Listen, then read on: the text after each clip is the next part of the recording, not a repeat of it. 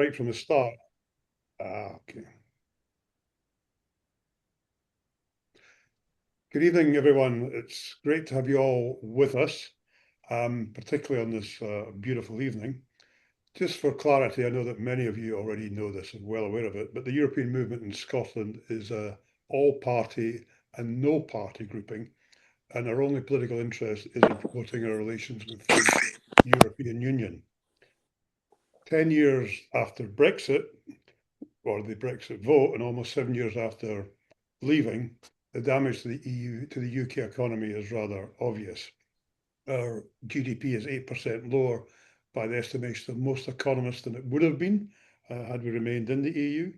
Red tape, which was supposed to be the great achievement of Brexit, has seen farmers, for example, having to issue more than 1 million health certificates since we left the European Union. And although it's great we're going to rejoin Erasmus, in the interim, something like 500,000 young people have been denied the opportunity to study in Europe. Now, to discuss how we go forward from here, I'm delighted that we have an excellent panel of parliamentary candidates. And in the midst of an election campaign, we're extremely grateful to all of them for joining us. We have 4 parties with us. Before introducing them, let me just say that we issued an invite to the 6 major political parties. Reform did not respond, and the Conservatives did respond in fairness, but declined, which is their right, obviously. With us, we have firstly Alan Smith from the Scottish National Party, and Alan is also a vice chair of the European Movement in Scotland and is the candidate for Stirling in these elections. Replacing Catherine Sangster, we have Katrina Munro, who is the Labour candidate for Edinburgh South Western and is also a lawyer who specialises in European law, so very excellent replacement. For the Liberal Democrats, we have Roy Georgeson, who is the candidate in Ettrick, Roxburgh and Berwick, and also on the South of Scotland list. And finally, replacing Patrick Harvey is Paul Vallett, who is on the Green list for Mid-Scotland and Fife. And we're grateful to those who have stood in. We understand that in the midst of an election campaign, new commitments come up and people can find themselves otherwise engaged. So we're great that we're really pleased that all 4 parties have still managed to put a candidate up. For people's information, this is going to be recorded for YouTube and will be up there within a couple of days. Now, the format for this evening is firstly that we're going to have quick 2-3 minute introduction from each candidate if they wish to say a little about themselves and a little about their policies. Then we're going to have myself putting probably 3, maybe 4 set questions same question to each of the 4 candidates. And then hopefully around 8 o'clock, if we manage to stick to time, we're going to have a Q&A option. So put your questions in the Q&A in the box on screen, and we'll do our best to put them to the candidates. If you wish to vote to take a particular question to the top of the list, please feel free to do so. And then at the very end, I'm going to give the candidates a mere 1 minute to wrap up, but just to say a final few words. So with that introduction, let me turn firstly to Alan Smith and ask him to introduce himself and give us a brief outline of where he's standing and what he's standing for. Alan. David, well, thanks very much, and good to virtually see so many familiar faces online on what is a beautiful, certainly in Stirling, it's a beautiful summer's evening. So thank you for coming here. As you can see from my big red face, I've caught the sun while I've been campaigning out and about. So my best wishes to all the other candidates. For my part, I'm Alan Smith. I am a committed European. I believe that Scotland's best future is as an independent state within the European Union. I'd also say I want to see the UK to get back into the EU as well, because Brexit was sold on a false premise and no parliament should bind its successor and democracy doesn't stay static. And it staggers me that precisely the people who caused Brexit and sold Brexit on a false premise are now touting themselves as the people with the answers for what needs to come next. It's a remarkable situation. But I'm not, some of you will be in Stirling, so I'm not making a pitch for your votes in Stirling. I'm making a pitch for your votes for the SNP nationwide. I'm very proud to stand on the SNP's platform, which is an independent Scotland in Europe. We've put forward our manifesto. Everyone will be waving a manifesto at you this evening, but we put forward ours for the here and now within a devolved context, and I'm proud of the SNP's record, but I'm proud of the SNP's vision as well, which is we want to see the resources of Scotland for the betterment of the people of Scotland. And the people of Scotland is everybody who lives here. I'm deeply proud of the fact that our definition of Scottish in Scotland is, do you live here? And if you do live here, you've got to vote regardless of where you're from, because you're part of our community now going forward. I was a member of the European Parliament for 16 years, representing the whole of Scotland. And then I was a member of the Westminster Parliament representing Stirling for just short of 5 years. And the SNP's vision has not changed throughout that time. We want to see an independent Scotland in Europe. We wanted to see an independent Scotland in Europe in 2014. We accepted democracy when that referendum didn't go the way we wanted.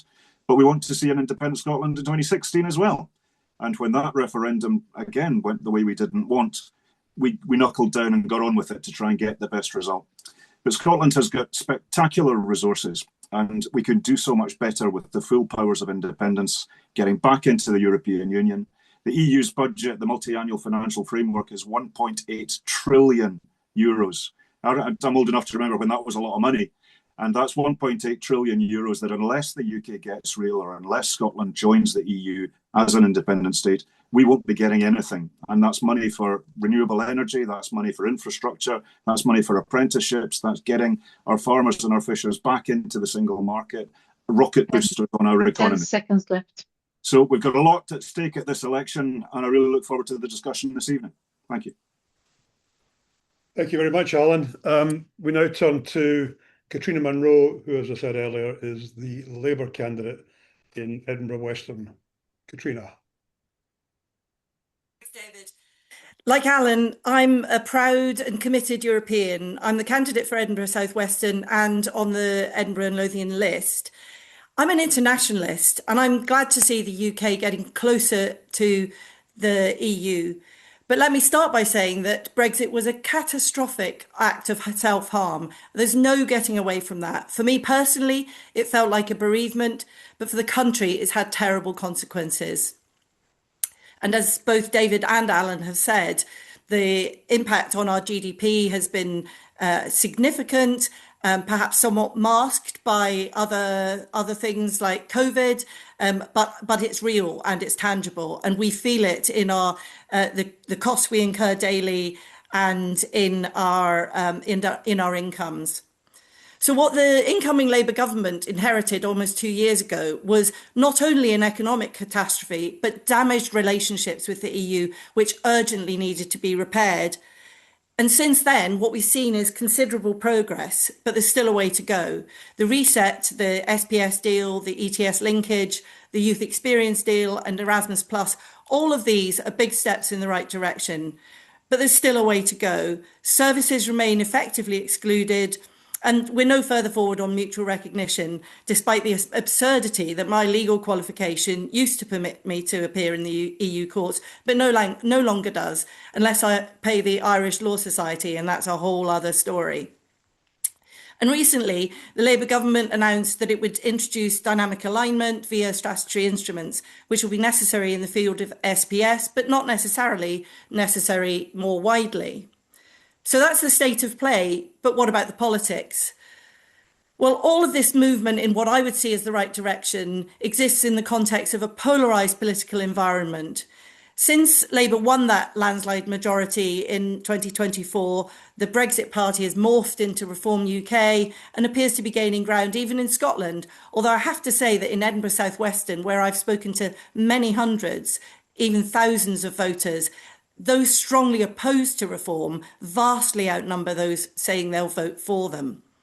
So whilst the polls suggest that there are many who regret having voted for Brexit, and many voted for Brexit for a whole lot of different reasons, not all to do with the EU, We meanwhile have two parties on the right arguing for a harder than hard Brexit. No Brexit will be Brexity enough for them. And whilst I'm sure relations will have improved, the reality is that the steps towards a better relationship with the EU will doubtless be limited until there is political consensus for that better relationship, both on the left and on the right. And then, of course, there's the irony that the oft-repeated objection that the EU wasn't sufficiently democratic, yet now we're going to align dynamically with much less democratic 10 seconds accountability than left. we had before. Well, let me just finish by saying that I think the Labour government has made great strides. There's a way to go, but we're heading in the right direction. Thank you very much, Katrina. Our next speaker is Roy Georgeson, who is from the Liberal Party, Liberal candidate in Ettrick, Roxburgh and Berwickshire. Ray, sorry. Ray, I said Roy. Ray, please. That's all right, David. It's definitely Ray. I have an alter ego called Reg Gregson, but it's definitely Ray Georgeson tonight. And thank you to the European Movement in Scotland for the invitation. I'm sorry that I'm not Alex Cole-Hamilton, but I'll do my best to, state the case for the Scottish Liberal Democrats. Personal comments, really, to start off. My first interaction with the European institutions was back in the late 1980s. I went on a delegation to the European Parliament in Strasbourg on a visit in 1988. You may have been there, David, I don't know. And I have to say, I was inspired by listening to members like Jacob van Uxel, and there was Nel van Dijk from the Dutch, and the late Paul Staes from the Belgian Greens, Agalef. And my little secret, well, it's not a secret, you can Google it if you want to. At the time, as a very young man, I was a member for a few years of the Green Party. And I stood in the 1989 European Parliament election, in which you will know, David, and some people on the call will certainly know, the Greens got 2.3 million votes and no seats because it was first past the post. We've moved on a long way since then. I was inspired by that visit. I found, the ethos and the drive behind Europe very powerful. And in my working life, I've had the privilege of regularly working in Brussels over the years with a range of institutions, the NGOs and trade associations. My specialism is in recycling, resource management, circular economy. I do consider myself a proud European, as others have said, amongst the layers of identities and affiliations that we all have. And everyone here, and it's been said already, is all too familiar with the extraordinarily negative impact of Brexit on our economy and culture and travel, education opportunities, and so much more. And for me personally, I was running my own business for a number of years, from the late 2000s to 2021, consultancy, research, and so forth. And I felt the impact of Brexit very considerably. I lost about 40% of my business as a result of even post-referendum. The guys I used to work with regularly, they stopped using the Brits because we were leaving. And the single biggest beneficiaries were the Irish consultancies in my world. I still feel the pain of that loss personally, and not just in business. And it's relationships that weakened as the ties have 10 weakened. seconds left. And I feel that the some of those aspects of our wider relationship with Europe is often overlooked. Plenty more, I'll say, and it will come out in the questions that follow. Thank you. Thanks very much, Ray. And you took me down a trip down memory lane with some of the names you mentioned there. I thought I might. Finally, in terms of this round, Paul Vallet from the Green Party, and Paul's a candidate in the Mid-Scotland and Fife regional list. Paul. Good evening, everybody, and thank you very much for the kind invitation to have a chance to speak to you this evening. I feel a bit like imposter syndrome when I'm backing up Patrick Harvey, and I'm also feel that I'm going to be speaking to the choir because I agree with virtually everything that you guys have said previously. I think what's important to remember from my point of view, I'm a school teacher, I'm a local community councillor. This is a national thing, which I'm not used to, so I apologise in advance. But we are at a really important point in the development of Scotland as a country. I would love to see Scotland back in Europe as an independent country, and the Green Party would back that. I'm a candidate for the list in Mid Scotland and Fife. I'm co-co of Perth Greens, and as I say, I'm on community council and other bits and pieces. But what I've found most frustrating as I go around in my community council hat on and speaking to people that I know is the farmers who are struggling to get people to work on their berry fields, who are struggling with the red tape that David talked about earlier, and the fact that we're dragged out of Europe against our will, and all the things that Alan was doing when he was in the European Parliament don't happen anymore. And it's really sad. It makes me sad. I remember going to Italy to meet relatives. I've got relatives over there. My dad's Italian, and they couldn't believe we'd voted out to leave. And they said that they were really struggling to understand what the British people were talking about or thinking at the time. So I want to see the Scotland an independent state going back into Europe. From a Green point of view, we have been damaged by Brexit so much, and I'd like to see that change. In terms of what we want to do to change that, the Green Party want to get us independence and then back into Europe as soon as we can. And yes, Europe wasn't perfect, nothing is, but we can work with Europeans and other countries to make this world a better place. So thank you for listening to me tonight, and I'll look forward to your questions. Excellent. Thanks very much, Paul. Let's move on then to the first question. We're going to get on to big issues, probably, I'm sure, but I want to start with a more narrow issue, since this is about the Scottish Parliament elections, and ask each of the candidates, firstly, if elected, would they be prepared to be part of a cross-party group promoting European issues in the Scottish Parliament? And that's probably the easy part. If so, what would you try and pursue as through that group? For example, keeping Scottish laws in line with European environmental legislation, increasing our representation in Europe, whatever you think might be appropriate. How would you, as an an MSP, working through the cross-party group, promote Scotland and Europe? And as I say, I want to keep this narrow, not onto independence or these other issues, which we'll get onto, but just under the present powers, how would you advance Europe through the Scottish Parliament? So maybe start with Alan and go through in the same order this time, and then we'll reverse it for the next question. Thanks, David. Well, would I join a CPG on Europe? The answer is really try and stop me.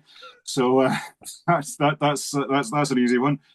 The big focus, I think, has to be about linkages and visibility, because I think the biggest issue that Scotland and the UK is facing in Brussels now is that we collectively are just not at the races. We're a second order issue. Brexit took up so much bandwidth in the last 10 years or so. Now the EU is dealing with the multi-annual financial framework, the war in Ukraine, an energy crisis, all sorts of other adjustments that the new Commission, still relatively new Commission, is trying to do.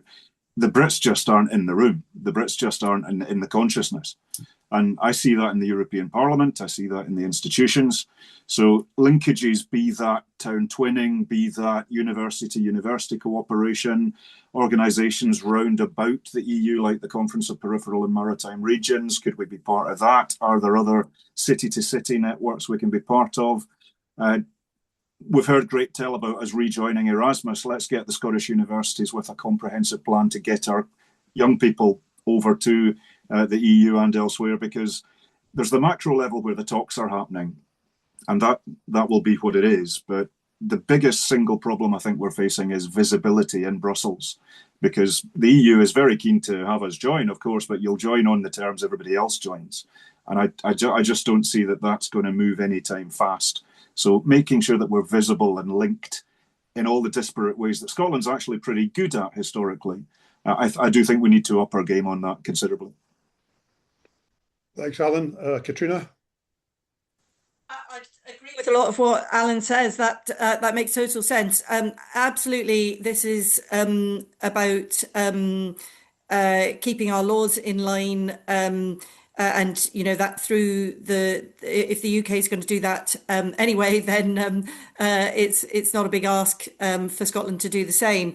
But the soft power is also available to us, and it has been largely given away in the last 10 years because we simply the relationships have been damaged so badly. So we need to rebuild those. And, you know, I look back to when we first joined the EU, when I moved to Belgium, and how different we were at that time from Europeans, and how we became Europeans, and Europeans moved here. And that has been largely impaired by the last 10 years, and we need to start to repair it. Of course, we do still have a lot of students coming here from the EU, and we are a much more international environment and country than we were, and that's, to my mind, a very good thing. But things have been made much more difficult because of Brexit. But if we have a youth mobility scheme and Erasmus Plus going, then a whole generation of children and young people will be able to have the sorts of experiences that I benefited from when I was a young person. And I'm desperately keen that they should do that. And I think that will really help. But at governmental level, we need to rebuild those relationships from almost from scratch, which is a 10 huge seconds left. pity, but essential. Thank you very much, Katrina. Ray? Yes, thank you. Good question. Well, I mean, the easy bit is to say yes to the cross-party group. I'd be very happy to be involved in the cross-party group. If I'm elected on the list in south of Scotland, I'm secretly hoping to take over the circular economy cross-party group from Maurice Golden, who has stepped down out of the Parliament. But, you know, we can cope with more than one. So I'd be very much like to take part in that. I think in terms of things that I'd like to see, to be honest, I'm very disappointed that the Scottish government closed down Scotland Europa. And I know that there's still representation in Brussels, but I think for my own professional life as well, I thought they were doing an excellent job.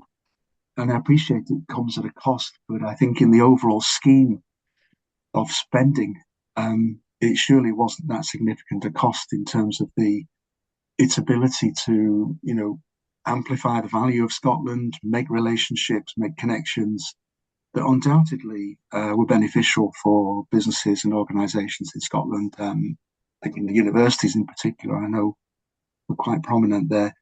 So, I mean, that would be a starting point. And there's plenty of other things we could be working on, but that could be reversed fairly quickly, surely, with perhaps a more European-focused Scottish government. Thanks, Ray. Paul? Thanks, yeah. I would definitely want to join that group if I was elected. It's not an area of expertise in mine, so I will give you my views and the views of the party that I'm aware of. I think what's really important here, and this is what the Greens have done very well in the past, some people may disagree, but worked in collaboration with other groups.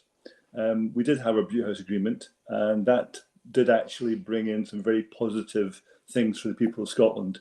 And I think that if I was elected, I would like to bring that same degree of collaboration to working with other parties within the Parliament, and then taking those agreements and trying to build bridges with those in Europe.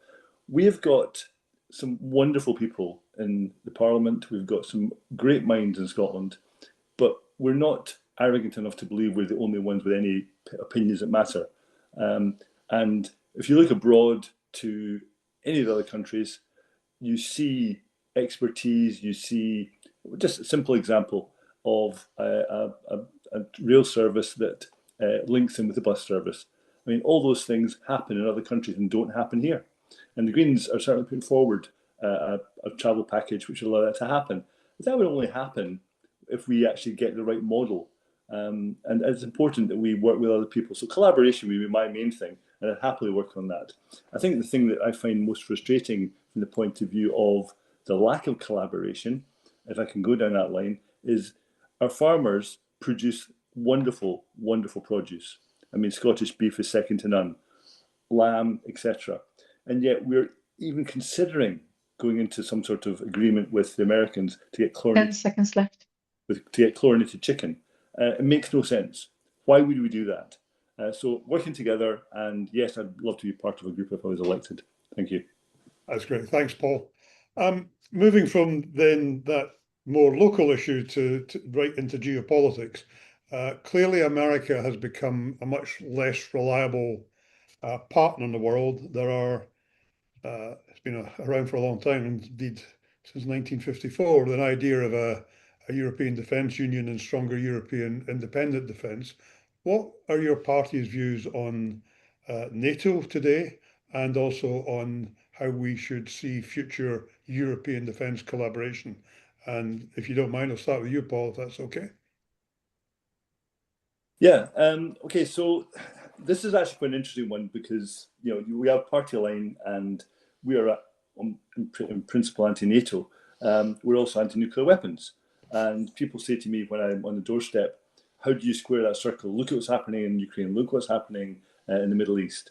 And it's really, for me, I've been in CND since I was 14 years old. It's a non sequitur. We have got to the point now where the guy with the biggest stick is ruling. And from a geopolitical point of view, I was most moved recently by Mark Carney's speech. And that ability to work together, again, back to collaboration, to allow us to work with other members of the EU.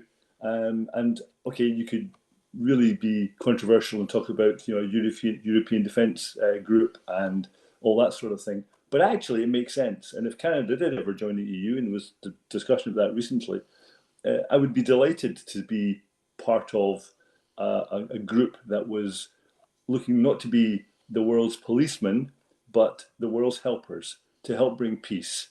We as a party believe in peace. We believe in negotiation. We believe in finding solutions to problems and not creating problems by going in to hit people with a big stick because I'm bigger than you. That's bullying. And the Greens don't stand for bullying in any way, shape or form. And we look for equality in society. And that's where we're coming from.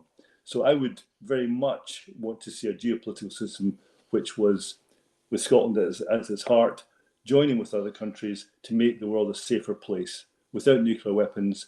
And whether that's under an umbrella of NATO or not, we can make our own umbrella. Because actually, what's happening in America has caused the NATO umbrella to be holed on several places, and maybe we need a new model. Thank you. Thanks very much, Paul. Ray. Yeah, thanks, David. I think it's an interesting day today, because this very day, and with permission, I'm going to name check my neighbours, Paul and Hazel Lennon, here in Dons in Berwickshire. They're part of a convoy that's headed off to Lviv in Ukraine this morning, taking a whole bunch of Land Rovers and trucks, and all filled with medical equipment for, through Rotary. And I know lots of people have been involved in things like this in recent years. And they're off tonight via Hull to Rotterdam. And it's a sharp reminder that here we are, we're still at war in Europe in 2026, and our neighbours are hurting, and we see no real sign of it ending. I think the economic shocks have been very deep, and on it goes. We're moving into an even more fearful period of instability. It's not just Iran and the US, but it's Russia and China and beyond. And instability, I think, is the key word here. The erosion of our relationship with the US is a deep worry, and one would hope it will change again at some point. But I think for me and for us, it's time for Europe to huddle together more closely, and that includes us in the UK, and that most definitely includes NATO. And it does require increased defence spending, and issues like Liberals in Europe have been pushing for a rearmament bank in the EU. We all know that we need to, hate to use the phrase, take back control, but we need to take control of our own security in Europe and rely much less, I'm really sad to say, on the United States. And I wish it were not like that, and I hope it changes. But, so many issues interconnect here, as you know, with the 10 seconds left. I was about to go on to the Arctic and the impact of climate change on the opening up of the sea channels there, and the increased instability that will also generate with the Russians. Thanks, Ray. Katrina. Well, I also prefer peace to war, but I live in the real world, and that's one where Putin and other foreign powers present real risks to our safety, and where we therefore need to spend more on defence, and that's the reality of the situation we face. Now, the UK government was negotiating to join the Safe Defence Fund with the EU, which would have provided access to funding for members, but they wanted too much money. And those negotiations have broken down. Now, I don't know what the status of those is and whether they can be resumed. I would very much hope so, because the more cooperation that we have, we are able to buy from that scheme, but we're not able to participate fully in it. But as part of the reset and the warming of relationships, I would very much hope that in future we can have greater defence cooperation. Because I think, as has been said, that is where our future lies. That's where our friends are, and that's where our future allies will be, both within NATO but also within the EU. And we have to build those bridges and keep them safe. Thank you. Thanks very much, Katrina. Alan. Yeah, I mean, is the US a less reliable ally than we thought it was? Yes, patently so. The US and Israeli illegal actions in Iran right now are having global consequences, particularly through energy prices, but also a humanitarian disaster that you really don't want your allies to be part of. But the US is bigger than President Trump and his administration, and NATO is a bigger organization than one country.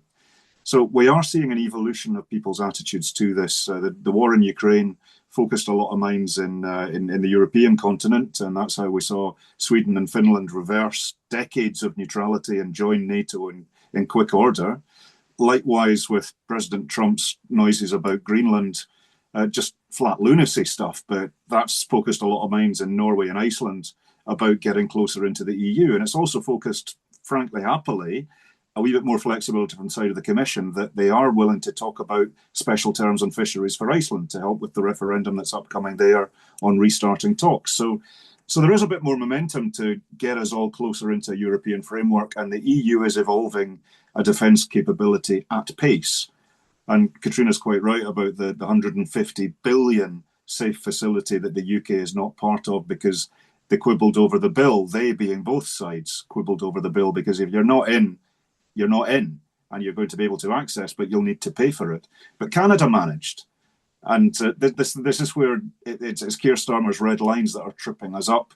And frankly, a timidity from the UK government to face down the anti-European argument that says we need to be part of this. It's going to cost us if we're not members. It's in our interest to do so. But we have seen some more interesting language lately. But as the EU is evolving that capacity, 10 seconds left. My party's position is pro-NATO, anti-nuclear, and we want to get into the EU and all its structures. Thanks very much, Alan. I'm going to slightly diverge from the format I outlined at the beginning, because Anne-Marie has put up an interesting question in the chat picking up on Ray's comment, should the EU have its own army and should Scotland be in it? So maybe I could turn to Ray first and see what he thinks of that.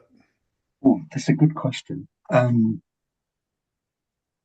honestly not sure about an EU army. I think there are plenty of ways for the military across Europe, across the EU, and including the UK, to collaborate effectively as they do through NATO exercises. I think it could be really quite complex to try to organise, and I suspect too many European countries would feel sufficiently uncomfortable with it that it would take too long to make sense of, and therefore we need to kind of worry about where we are right now, which is better collaboration, sharing of technology, intelligence, and so forth. Thanks. Katrina? Yeah, look, I don't think we need to go down that route. Um, uh, where we should be going is towards collaboration and coordinating our defence spending, but not towards a single army. And I think that would be politically problematic, and that's not the way to go. Thank you. And Paul? Yeah, I'm not a global politician. I'm a local politician. I think, in my heart, I think that the idea of a peacekeeping force from Europe is a good thing. I think calling it an army sounds a much more aggressive way of doing it. I'm not sure in all honesty, what the Green Party's policy would be on that, because it's not a part of our policy document at the moment. I think it would be quite difficult to implement, but it depends what the parameters were that were being drawn up as to whether or not it'd be a good thing. But I think as a peacekeeping force, always good. Thanks, Paul. And Alan? Yeah, I don't see anybody in Brussels proposing a European army. The measures that are being proposed in Brussels are about joint defence procurement, interoperability of kit, working together more closely in a European as opposed to NATO framework. And I'm all for that. I think we should be working much more closely together, but NATO remains a thing. NATO remains the cornerstone of our defence policy, even with the issues with the US right now. But I'm all in favour of EU developments in terms of greater self-reliance, greater resilience, and things like cyber and things like attacks that might happen on infrastructure. Because war's changing. War's not what it was 20, 30, 40 years ago. It's not about people in tanks. It's about cybersecurity. It's about all sorts of other stuff. And we need to work with our allies and our friends. And as the EU evolves that capability, I want Scotland to be absolutely part of it. If it comes to it, I'd like the UK to be part of it as well. And there's an interesting debate underway right now in Ireland, which is, of course, historically very neutral, but a very enthusiastic participant in UN mandated actions. And they're having a debate as well about what should we do to get closer into the EU evolution of this. But if you're not in the room, you're not going to influence damn all. And right now, the UK is not a part of this in anything like what it should be because of domestic preoccupations. Whereas an SNP perspective, we want to be in at the table at absolutely every meeting on this that's going, because we're too strategic not to be. That's great. Thanks, Alan. I'm going to move on from defence, but Tony Fitzpatrick's made the point that possibly European security is now becoming even more critical than the European economy. So it's exactly why I started on that topic, because it is atopical but becoming more and more pressing. Let's move on to our future relationship with the European Union. I don't want to put words into anybody's mouth, but I got the impression all four panelists were, well, all four clearly regret we left, but all four would all like to see us back in. But more important at the moment is, what would be the mechanism for that? How long would it take? Do you think the proposals, the way of operating the Labour government is going through, which is rejoining bit by bit, re-engaging through different schemes and realignment of our standards and so on, is that the way forward? Or should we be looking for a big bang? And I know, Alan, you will have a very specific point about this country, but generally, where do you think we are in terms of relations with Europe? How long do you think it could be before we're members again? And maybe on this, I'll start with Katrina. Thanks. Well, I'd like to see us rejoin the EU before I die. That's, I hope, a long way off. But I think it is a long and hard road that lies ahead of us. I do feel that the Labour government has made great strides and they are in the right direction. But the only way that that relations can really improve and get to a point where we can move closer is if we can face down the right wing who oppose any alignment with the EU and persuade a wide range of people across the board that the EU actually is a good thing. Now, that is a long-term project, and the UK has been quite bad at it compared with other countries, accepting that the EU was actually good for us, is, ought to have happened many, many years ago. It didn't, and we voted to leave, or I didn't, but a majority did. So look, we need to have social change such that people accept that that it is a good organisation, but we also need political change. We need to face down the opponents of the EU, and we need to make it the norm again. One has to remember that the Conservative Party took us into the EU in 1973. They can be pro-European again. I firmly believe that. There are still pro-European Tories. We need to nurture them. They need to bring their party back to us. Thank you. I mean, I'm trying to avoid commenting what people are saying, but just on that last point, I think it's important to say that that's exactly the European movement's approach, that we want to bring all parties into this and we don't write anybody off, because unless we can unify people behind a strong position in Europe, we're not going to make any progress. Ray. Yes, I think my sentiments are very similar to Katrina's, I will say. I mean, even down here in the borders, they voted to remain. So I think that point about Conservatives is a good one. Yes, like you, I mean, I'd love to think that we will rejoin the EU within my lifetime, and I rather sense I've probably got fewer years than you have, Katrina. So let's get on with it. But it's a desired endpoint, but it does feel a long way away. And despite the polling that shows that more people are in favour of rejoining the EU now, and we all know about the negative economic impacts. This is a careful and slow rebuild exercise. We need to bring people with us. I think we need to be positive and try to avoid being scornful. I think we all feel angry about what happened 10 years ago. It won't help, I think, to reignite those sharp divisions in the way that we still feel scarred by them. We have to find a better way. Steps like Erasmus, the work on animal and plant rules and so forth. It is all good, and credit where credit's due to the Labour government, for making those important steps of progress. I make no partisan point there. But we need much more. The Liberal Democrats want to see a bespoke UK-EU customs union. We should lead towards a single market, and maybe in time it would get us back in. But it feels like a long road. But we have to make the case well, and we have to make that case and restate that case far better than we did in 2016. Thanks, Ray. Paul. Yeah, sorry, I can't disagree with what Ray was saying in many respects, except I would be a bit more keen to move more quickly, shall I say.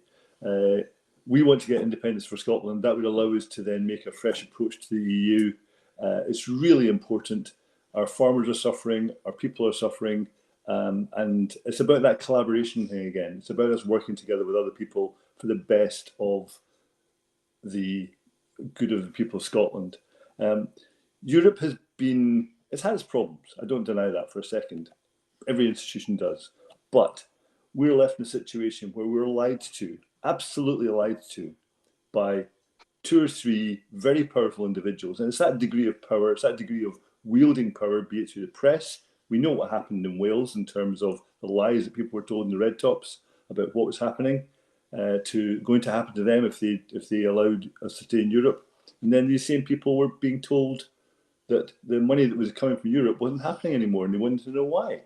It's ridiculous. And I would like to see what Wales is doing now and making it illegal for politicians to lie.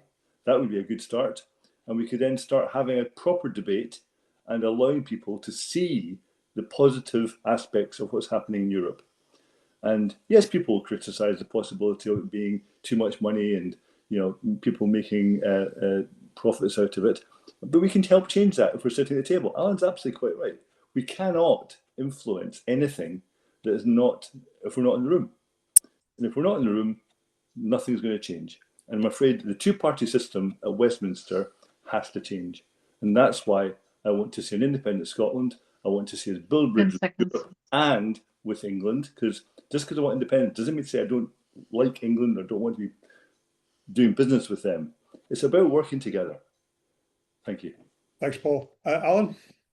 Right, future relationship with the EU. The SNP's proposition is that we have an independence referendum consented with the UK under legally agreed terms.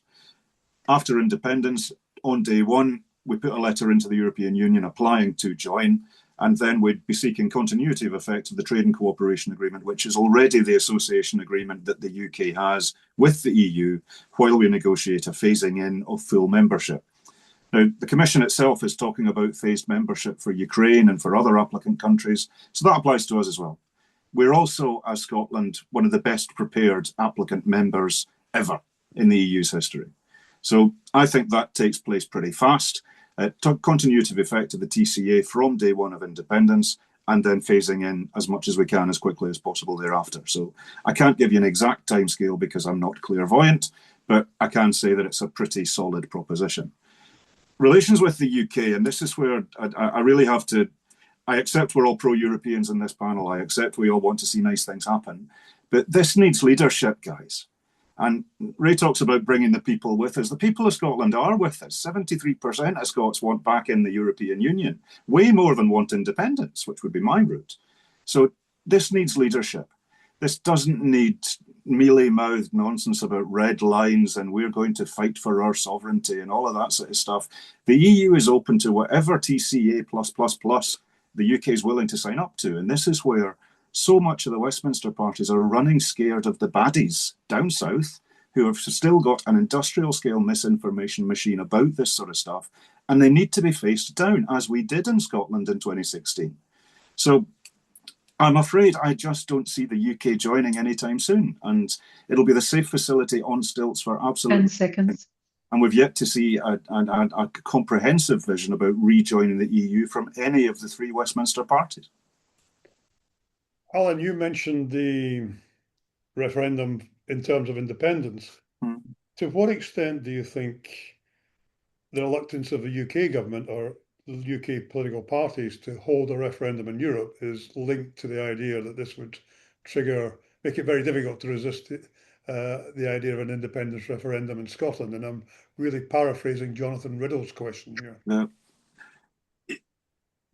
I am always wary about rerunning referendums because I think once something is decided, then there needs to be a reasonable period in the settled will where that's just accepted and implemented. And this is where the SNP is often accused of not respecting the 2014 result. Yes, we did. We're not independent. And life would be different if we were. Political parties don't stop being political parties because one election you win or you lose. But in terms of getting us back into the European Union, I think if we live in a democratic state, the people have the right to choose their governmental arrangements, be that about the constitution, be that about intergovernmental relations. And I don't see that if circumstances change, as they have with the Brexit vote after independence, or had they have now that we've seen what Brexit actually was, I don't see that the people should be bound by the decisions of their predecessors, because there's a whole generation of voters now who didn't have the opportunity to vote but are living with the consequences. And there's a whole generation of voters who did vote to leave the EU who sadly are not with us anymore. So things do change. And I don't think a country should be imprisoned by its past decisions. Katrina, anything you want to add on that topic? Yeah, well, I think on this point we do strongly differ. So I definitely want to see us becoming closer to the EU and eventually see a closer relationship that may lead, I hope, within my lifetime to rejoining the EU. But I think that this is much better done as the UK. And one of the reasons for that is that what Brexit has illustrated most clearly is the difficulties that Northern Ireland and the Republic of Ireland have faced. And the damage to the Northern Irish economy by not being by having a, a an issue on both its borders with the UK and with the EU, and that would be so much worse if Scotland were independent, and even if it were within the EU, we would have a hard border with the rest of the UK, because that's just how it would have to be. We would have the same problem as Northern Ireland has faced, both with the UK and with the Republic of Ireland, but worse, because our trade is so largely dependent on the rest of the UK. My preferred option, therefore, my greatly preferred option, is with the UK to progress towards a closer relationship, and that has started. And since Labour came to power, those important strides have been made within a period of less than 2 years. Let us remember that's less than 2 years, and we have really made some large strides. There's further to go, but we should do that within the UK. Thank you. And I think in a sense, at least you've given your answer to Tamsin, who says, how do we unload cargo ships without England? Which is a interesting way of putting, I think, the point that you were making. Ray, Richard Leighton, now lost his Lytton, has said refusing to allow another referendum is undemocratic. Would you go along with that? Well, I presume he means a European one, given the context of tonight's meeting. yeah, well, it got us into a mess last time, didn't it? But I think, I mean, more broadly, you know, Scotland is split on the question of independence for Scotland, completely split down the middle. There is no consensus for that. And there hasn't been for some time. I know the polls go up and down a little bit, but we are largely split. And so, you know, are we really going to kind of open all of that up all over again? I really hope not. Surely we can do it differently. You know, I think there are. If we were at a stage where there was such an overwhelming, consistent, and lengthy test of public opinion that was overwhelmingly in favour of Scottish independence, we should be putting it to a democratic vote again. But we're not there. We're not there. And you know, I think we here we are with the scars of the Brexit referendum. Do we really want to kind of open them up again in that way? I'm not sure that anybody really knows the answer to how we ultimately get the democratic mandate for return to the EU, whether it's through a general election or series of general elections, or ultimately another referendum. One assumes that's what we'd have to do, but we'd, you know, we have so much work to do before then to rebuild the relationships piece by piece, as myself and Katrina and others have been saying, to make our case credible. Thanks, Ray. Paul. Yeah, it's a sort of interesting question. I mean, I think, like Alan, that we need to have independent Scotland to allow us to then move more quickly towards rejoining Europe. I find it frustrating listening to Ray, purely because, having been in the past a member of the Lib Dems, the gang of 3 or 4 whenever they first started out, it just surprises me that they can't just take that as part of their manifesto and say we want to rejoin Europe. And although they play and talk about it, they don't seem committed to it, which frustrates me. But I think ultimately the ability of the Scottish people to decide, be it a referendum on Europe or a referendum for independence, is a democratic right. And you can't really hide behind the fact that there is a change in circumstances caused by Brexit, which should allow us, because we're sold the idea of staying in the Union by the fact we would miss out on being in Europe. And then what happened? You know, it makes no sense. So I would have a referendum on independence, and I think Alan might prove me wrong, but there's enough people who want to be part of a referendum would be as part of their strategy to rejoin Europe as well. So they would be one and the same referendum almost. Although we could have a referendum independence, and then once that happens, we could have another referendum on European membership. But what I would like to see, and I'm not sure my political leaders would be happy with me saying this, I want to see a non-political party government of national positivity with the best people running Scotland for 5 years before we have a party political election. Thanks very much. When we left the EU, we lost, in inverted commas, a number of benefits. We lost our budget rebate, we lost our Euro opt-out, we lost the Schengen opt-out, we lost our Justice and Home Affairs opt-out, and many more. Would the panel be prepared to join the EU having to accept conditions of no budget rebate, no Euro opt-out, no Schengen opt-out? Would they be comfortable with that, and would they be honest in an election if there was a referendum campaign or a campaign to rejoin with the public? Could we start with you, Paul, on this one? Thanks. My knowledge of these areas is quite limited. I'll be up front about that. As I say, I tend to be more of a devotee to Patrick Geddes. I think global, but act local. I think being independent, first of all, to allow us to actually have that conversation about rejoining Europe is the most important thing. And if we do that, then I think from my point of view, and it is my point of view, I would take each of those questions on its merits at the time. But if we've got a party, a government of national unity, a non-political party running Scotland at the time, and taking information from places like Commonweal and other areas who have got experts looking at this stuff, we can look at it and we can decide at the time whether these areas are ones are red lines or not. But ultimately, we are going to have to work with the guys in Europe, and all those pacts that we had in the past, which were really useful, some of them, we need to just take them on their merits. And I would like to see us debate those on their merits, and then the Parliament of National Unity can decide. Thanks, Paul. Alan.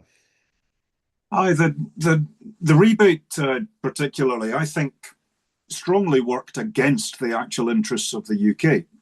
Because it was the pet of Margaret Thatcher and the Fontainebleau Agreement, and then it became UK Treasury policy that they wanted a slug of cash back into the UK exchequer.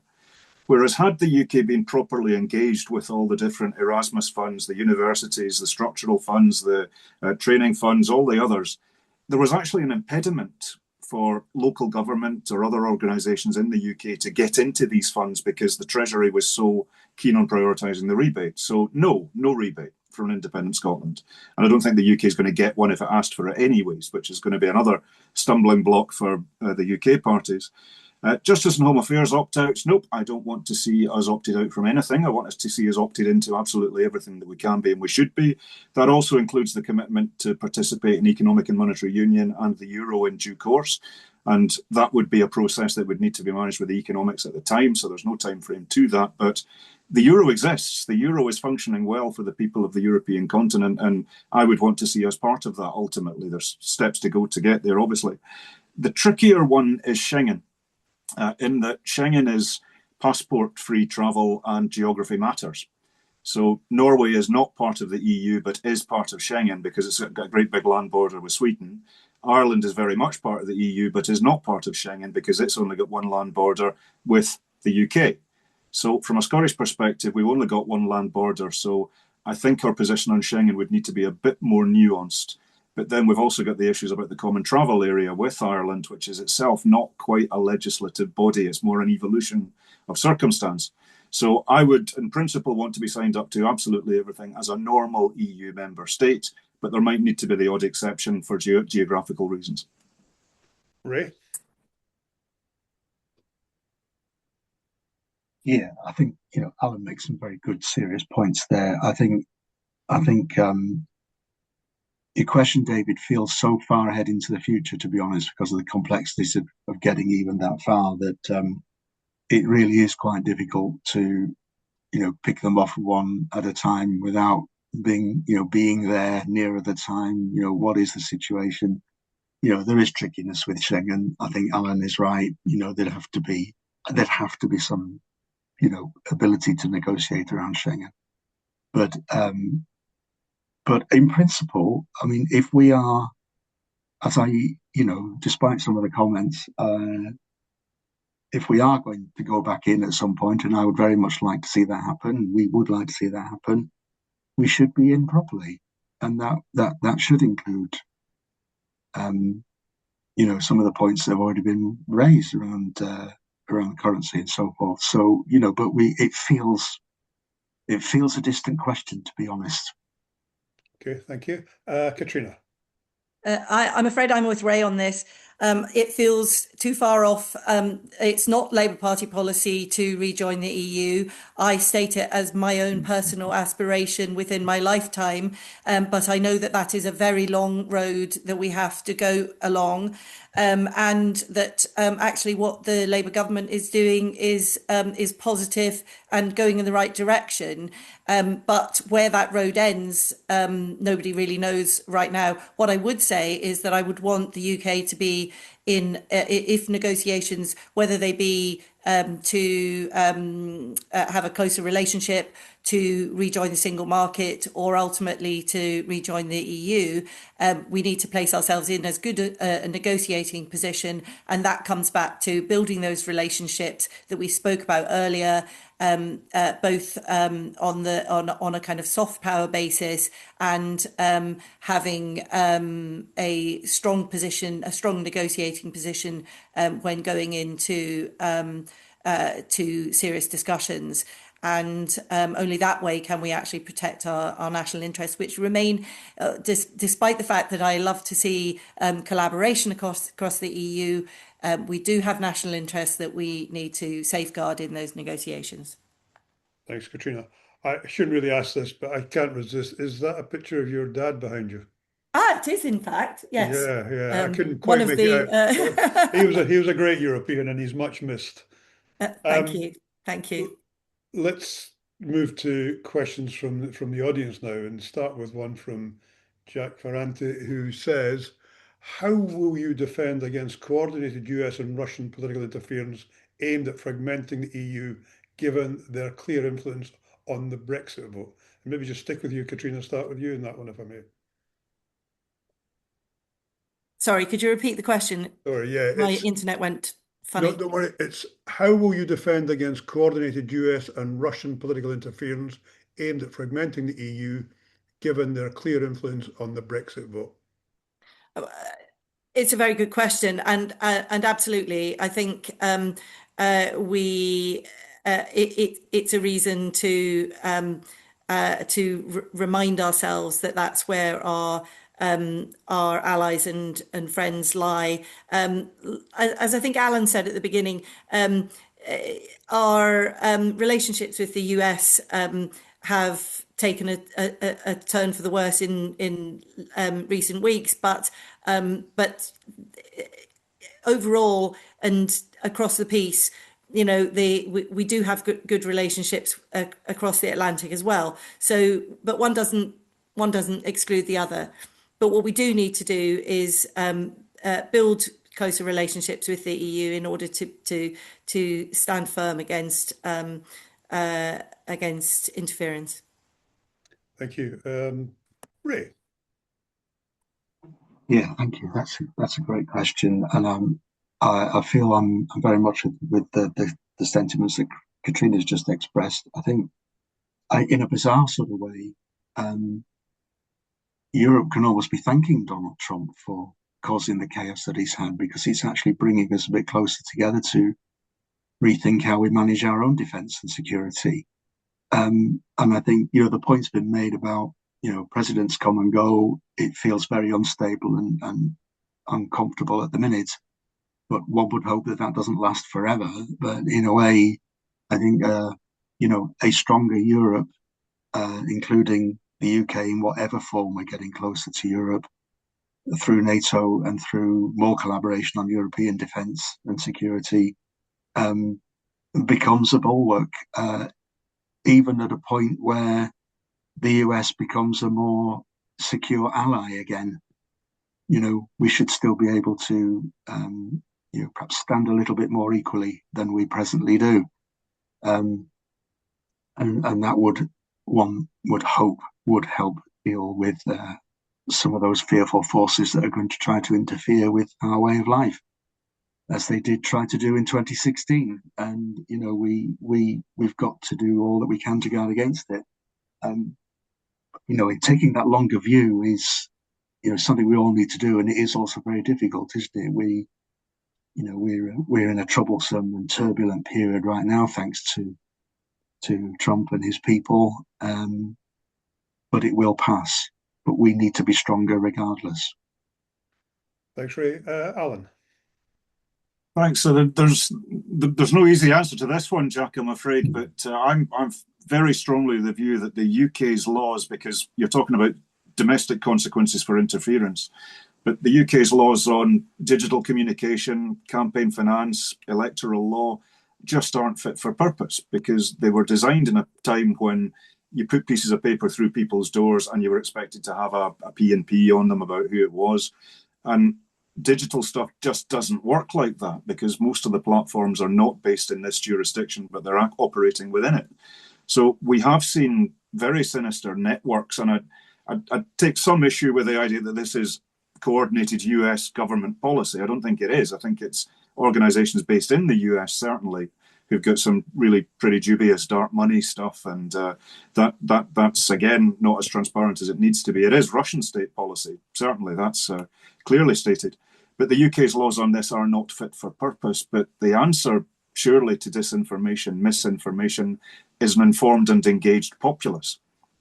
And how we consume our information is different to at any time in human history. We've all got smartphones where we could run the moon landings on them. We can access the sum total of human knowledge, and yet they're being swamped with misinformation, disinformation, and digital literacy. I think has to be far higher up all of our agendas, as all political parties.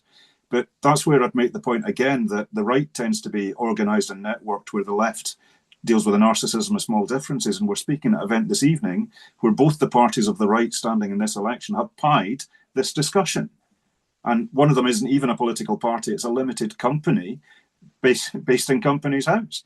We're being taken for mugs, guys, and we need to put the narcissism of small differences behind us and make sure that our citizens are getting true facts that are actually real, not misinformation and disinformation. Thanks very much, Alan. Paul. Yeah, it's a really interesting question. I mean, I think just picking up something that Ray said previously about the wounds that were caused during the referendum for independence and subsequently for Brexit. I didn't find that myself on the doorstep during the referendum on independence, but I look at the way in which that is being hyped up by certain parts of the media as a reason for not doing it, not having democracy happen, is really quite sad. And who's paying for that that message is coming from the press, it's coming from mainstream media, which is controlled out with our borders. I think Alan's absolutely right. We need to educate our population to answer the question, and we need to actually trust the young people of Scotland.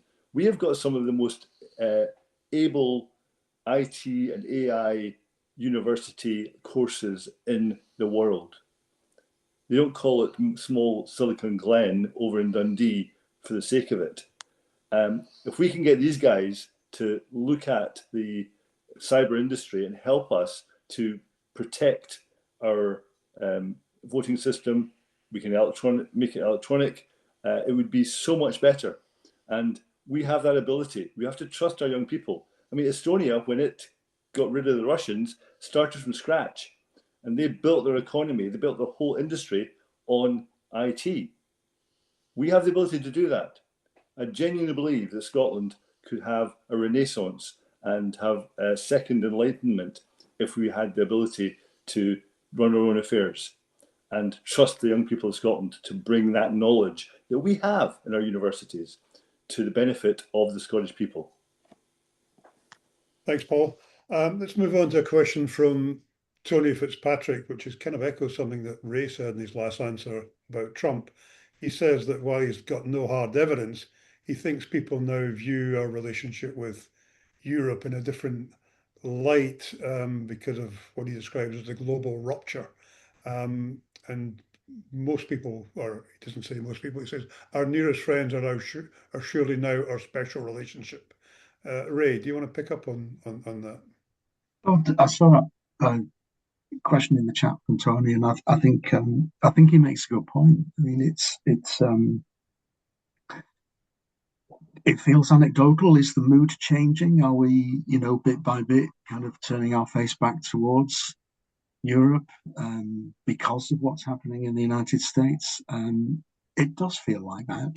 I only know. I mean, we're all being a bit anecdotal here, but I have friends in the US that I speak to reasonably regularly who are, very distressed with the way that their nation is being perceived by many around the world.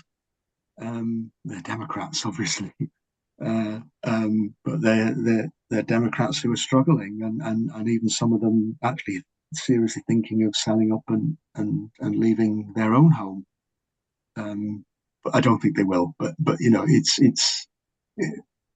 folk are churned with this. Folk are churned, and so Tony may well be right. Maybe we should be recasting the nature of the special relationship back towards our own home ground, which is the British Isles and mainland Europe. Thanks, Ray. Paul. Yeah, thanks. I have to be honest with you, I'm frustrated by the fact that, Ray, you're saying there's a potential change of mood, wind direction. The main parties in Westminster are sitting in the fence. They don't back rejoining the EU as part of their main planks of their policy, and therefore nothing's going to change, which is why I want to see independence for Scotland, because then we can change things. Yeah. We're not going to change anything if we just sit in the fence and say, yes, it would be nice. It's a bit further down the road. It'll happen eventually. Maybe not in my lifetime. That's too slow. Scotland has got so much potential, and we need to grab it. And the only way it's going to happen is with independence and allowing the young people of Scotland to step forward and make this a country we can have. Because at the moment, sitting in the fence and talking in platitudes is not working. It's not good enough. We're going to have to respectfully disagree on the question of Scottish independence. Katrina has a different view. I have a different view. And, I'm quite happy to continue to respectfully disagree with you on that one, Paul. But in a way, I was voicing back the point that Tony made. I mean, it is a feeling. I mean, there is no hard evidence around public attitudes changing towards, the special relationship now being with Europe rather than being with the United States. But and ultimately, you may well prove to be right. If we're sitting here in 3, 4, 5, 10 years' time, having a version of this debate in which there's been an overwhelming change in Scotland towards independence, well, so be it. I am a Democrat, despite what some people are saying in the chat. Thanks, Ray. Alan. You should never read the comments. It's always a tricky one. Like Tony's point about has the nature of the discussion with the US versus EU changed? One of the arguments that I think underpinned the idea of Brexit, the UK is going to go it alone, was that there was somehow the special relationship was going to be a substitute for EU stuff. Now, it wasn't my view. I don't think it would be the view of many people in this view, but it was certainly the view of some people, particularly down south. Bad news, guys. I have to say, in all my visits to Washington, nobody's talked about a special relationship. The UK is one country amongst many and a mid-ranking player within the European continent.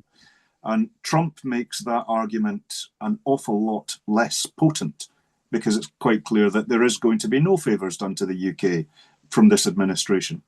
Quite the reverse.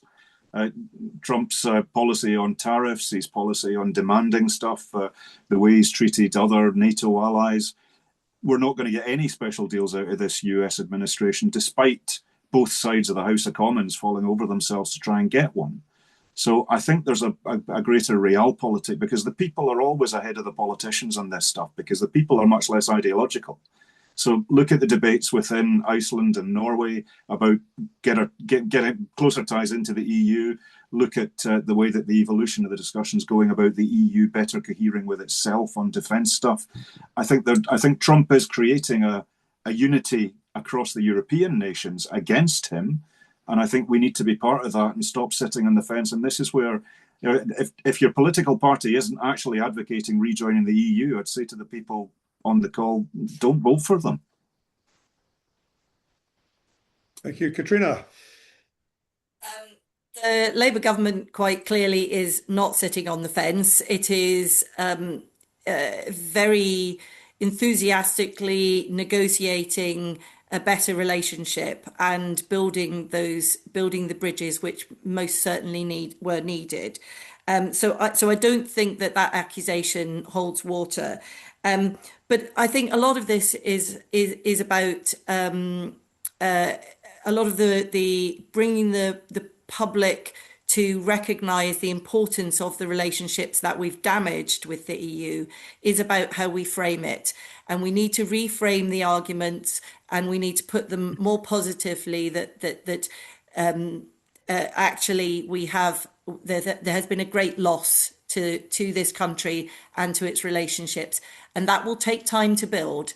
And for that reason, I think that the Labour government in Westminster is doing the right thing. It is taking firm steps in the right direction, but in a measured way, and building relationships as it goes. Thank you, Katrina. We've talked about Britain and the UK's relation, Scotland's relation, and what we might change.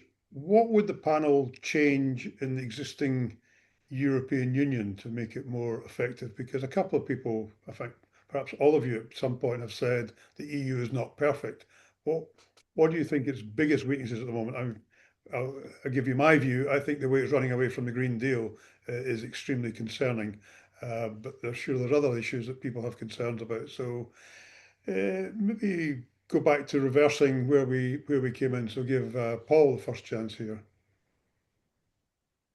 Yeah, thanks. I had a very, very good friend who was working at Strathclyde Regional Council, as it was at the time, and he got a job in the EU. And he went to the EU, and he didn't have he got a job. He was appointed to the EU because someone in Westminster, London, pulled out. There's a point to the story. He got there, was able to choose a job from a list of things that needed to be done, and then when he tried to contact the Westminster to discuss what he was going to do, he was told he couldn't speak to them and had to go through Ireland to do so. He tells a story of the fact that the idea of Britain and Germany being the original sort of runners of the EU, and Britain said no. So they went to France, and the French administrative system was adopted, and that was something which has held the EU back, was anecdotal and maybe tongue-in-cheek. But I think there's a degree of truth in it. And I think the amount of, we use the term red tape, is maybe needs looked at. I think the blurring of international lines can hurt people, make people feel uncomfortable. So maybe that needs looked at. But I think overall, in the balance, being part of the EU is much more beneficial to the UK, hopefully Scotland in the future. And if we're in there, as Alan's been saying all evening, we can actually debate it and help change it. We can't do that from here. So I would like to see the slimming administration and maybe some curtailing of the personal finances. But overall, I think it's a good thing. Thanks very much. Ray. Yeah, thanks, David. I think you actually stole the point I was going to kind of pick up on around the Green New Deal. So I might just expand on it a little bit. I think, we all have high hopes, and I think what we've seen is, and I see it in aspects of my working life, my professional life, is high ambition that gets watered down and almost rendered meaningless as a result of the influence of vested interests over particular countries.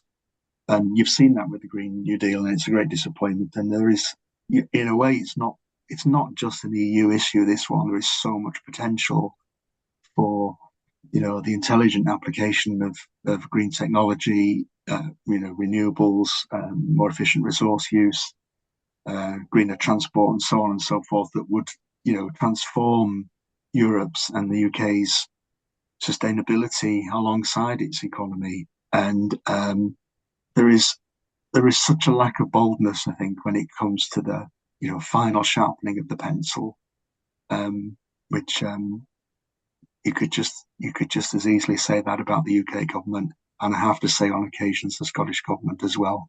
So perhaps it's unfair to just blame the EU. Thank you, Katrina.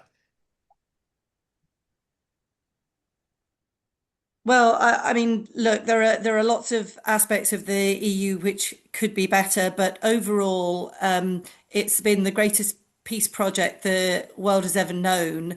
And I don't think that it really is, I could go into lots of details about areas that I think could be better, but I firmly believe that it is the greatest peace project ever. And I would like to highlight the positives, not the negatives on this occasion. Thank you. And Alan. I'd agree with that point, absolutely. And is there things about the EU I'd change? Well, yeah, we could probably talk about institutional reform all evening, but the biggest fundamental thing is we're not going to influence nothing unless we're in it. And unless we see a clear objective set on the part of the UK parties, and indeed all other parties, about what we want to do and how we want to do it, everything is going to be suboptimal. And everything's going to be a series of negotiations about money, because you can be part of something, but you'll pay the ticket if you're not a member. And we're going to get worse outcomes than we would. Whereas if we actually said, this is the direction, we're going to face down the right-wing populists, we're going to face down and inform this discussion, I think people are willing to be led. I think that people are well ahead, even down south, on this. But what it's going to take is leadership, which is where I would make the political point that the SNP and the Greens have got a clear objective that we want to see achieved to transform our society for the better. And I'll take your point, and I'd agree, David, about the Green New Deal. But the EU budget's 1.8 trillion euros. It's still doing a lot of stuff that would have huge relevance to Scotland in terms of investment in infrastructure, investment in science, investment in technology, even if there is a policy shift in direction that I would disagree with. Were we there? But the biggest fundamental question is we need to get in, guys. Thanks very much. We're going to move to final statements, but just to say there have been two or three comments in the chat about immigration, and the last one from Richard making the point that the care sector desperately needs immigration, and we shouldn't forget the contribution that our European friends made to our care and health service and all the rest of it. But we don't sadly have time to go into that. We're going to move to final statements. And again, I think we'll just take them in the order in which we'll do it in reverse order from how we started. And so it's 1 minute or so each. We'll be a little bit flexible, 10, 20 seconds either way, but short, sharp closing statements. And we'll start with Paul. Well, first of all, thanks again for inviting me to this discussion this evening. It's been great, and can I just say it was very amiably handled by everybody, and thank you for that. It's something that the Parliament down south could take a leaf out of book. From the Green point of view, I want you to vote for the Green Party in your list vote, or if you happen to have a candidate in the constituent vote, because we're desperate to see Scotland be a fairer, greener, and more balanced society where everybody has a chance to flourish. And to do that, we need to work together, collaborate, and think local. About what we need to do for our society. We have the ability. The young people of Scotland are talented.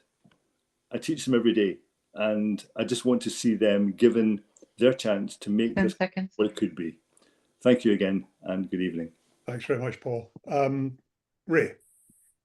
Yeah, thank you, David. And I'll start also with thanks to you and everybody else who's organised this and the audience for tuning in on this pleasant evening. I do think it's been a civil discussion. I think we've probably got a lot more that unites us than divides us, apart from the question of Scottish independence, which I'm quite happy to go and debate down the pub with you, Paul, anytime you like.